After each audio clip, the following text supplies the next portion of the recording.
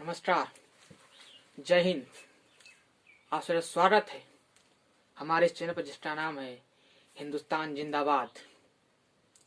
महाराष्ट्र में इस समय हनुमान चालीसा पर सियासी संग्राम छिड़ा हुआ है। नवनीत राणा और उनके पति रवि राणा को इसीलिए कल यानी 23 अप्रैल 2022 को गिरफ्तार कर लिया गया। महाराष्ट्र में हनुमान चालीसा पर और अजान पर पहले से ही काफी बवाल चल रहा है। दरअसल 22 अप्रैल को एक बयान दिया गया नवनीत राणा के द्वारा। उन्होंने कहा कि उद्धव ठाकरे जो वर्तमान में महाराष्ट्र के मुख्यमंत्री हैं और शिवसेना के सबसे बड़े नेता हैं, उनके बारे में कहा गया कि वो 2 साल से राष्ट्र जो है महाराष्ट्र में मुख्यमंत्री हैं और वो 2 साल से अपने कार्यालय तक ही नहीं गए और वो पूरा वेतन ले रहे हैं। जबकि कोई भी व्यक्ति अपने कार्यालय में नहीं जाता तो वेतन नहीं लेता है। इस बयान के खिलाफ में 23 अप्रैल को ही सुबह से ही शिव सैनिक उनके घर के सामने हंगामा करने लगे। और एक बयान और था जिसमें उन्होंने कहा था कि मैं 23 अप्रैल को सुबह 9 बजे मतोश्री पर हनुमान चालीसा का पाठ करूंगी और अपने पति रवि राणा के साथ, जिसके खिलाफ में शिव सैनिक नवनीत राणा के घर पर इकट्ठा होने लगे और यहाँ तक मतोश्री पर भी इकट्ठा होने लगे। इसमें कई महिला शिव सैनिक भी थी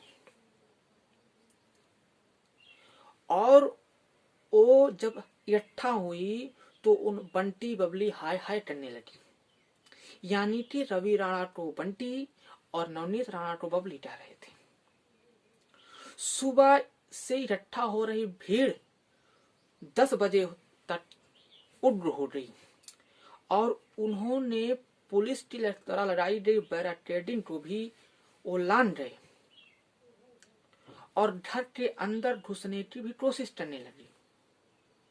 वहीं दूसरी तरफ नवनीत राणा अंदर से ये बयान देती रही, ये बात कहती रही कि मैं मतोश्री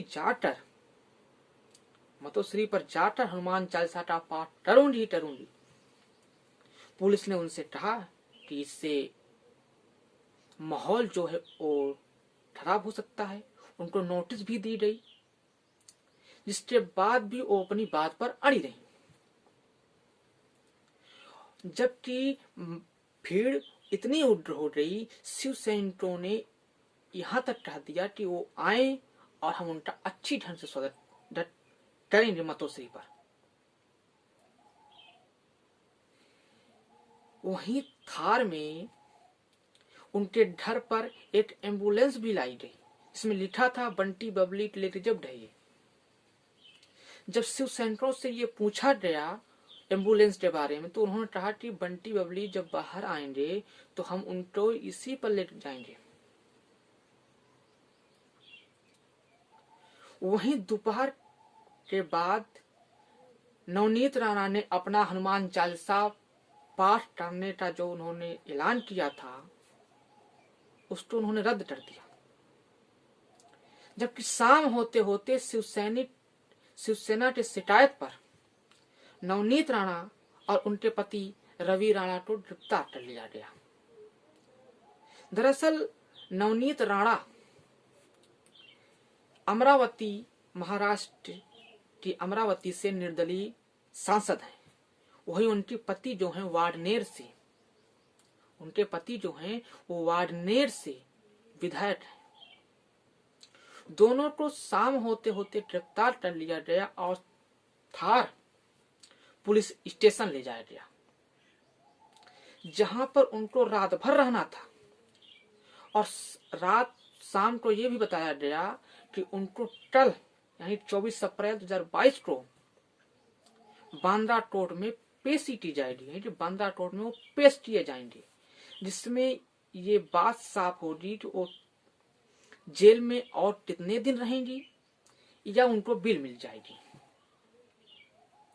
दरअसल उनके ऊपर 153 ए के तहत कार्रवाई की गई और उनके ऊपर यह आरोप लगाया गया कि उन्होंने धार्मिक भावनाएं भड़काई हैं। दरअसल 153 ए है क्या, मैं पहले आपको ये बता देता हूँ। 153 ए है क्या?